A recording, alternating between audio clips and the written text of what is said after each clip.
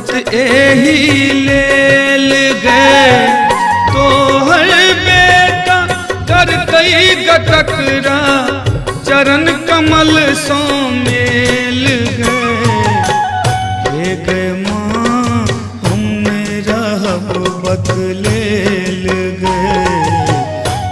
गए माँ हमने रहब बदलेल गए माँ हमने रहब बदलेल गए माँ हमने रहब बदलेल गए।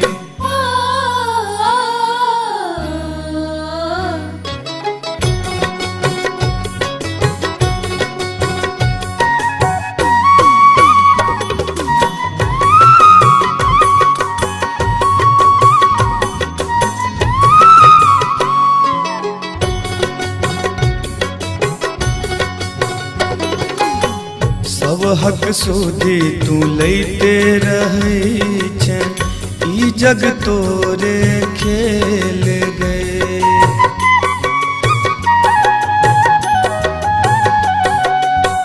सब हक सुधी तू लैते रहै छै ई जग तोरे खेल गए तोहर बेटा करते ककरा चरण कमल सो मिल गए मुन ले आँख किया तू मुन ले आँख किया तू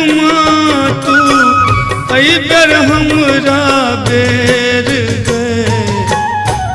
गए माँ हम नहीं रहब बदलेल गए माँ हम नहीं रहब बदलेल गए माँ हम नहीं रहब बदलेल गए माँ हम नहीं रहब बदलेल गए।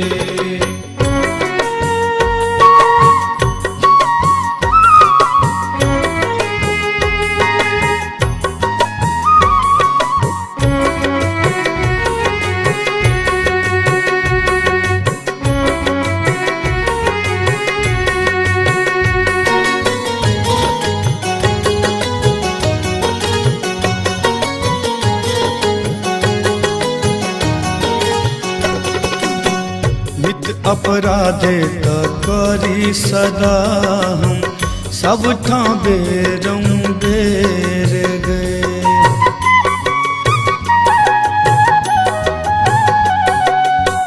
नित अपराधे त करी सदा हम सब ठां बेरम बेर गए जैन बुझ तू माफ के ले माँ कहने बिनु के बेर गए आप की एक रुष्ट माँ तू आप की एक रुष्ट माँ तू अदना बूझे अनेर गए माँ हमने रहब बदलेल गए माँ हम नहीं रहब बदलेल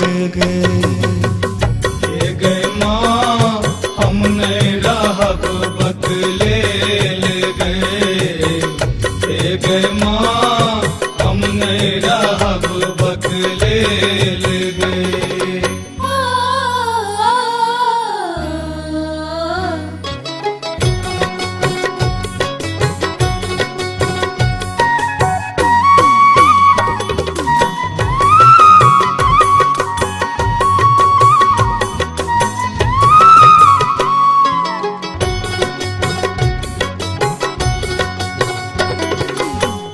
तोरे ज्योति प्रदीप बनूलक तखन कोना हम कुगर गए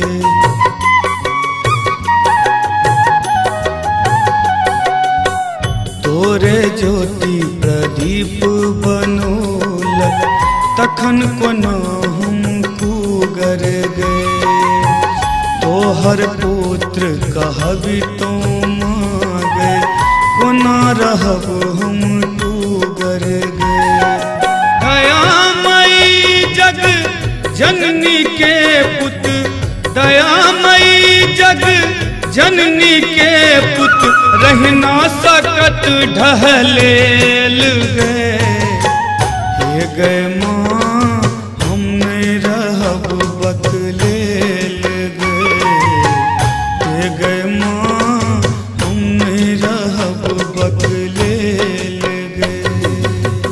हे गए माँ हम नहीं रहब बकलेल गए। हे गए माँ हम नहीं रहब बकलेल गए। तोरा छोड़ दोसर के हमर, सोचत एही लेल गए। तोहर बेटा करतई गकरा, चरण कमल सो मेल गए। हे गए माँ हम नहीं रहब बकलेल गए। हे गए माँ हम नहीं रहब बकलेल गए।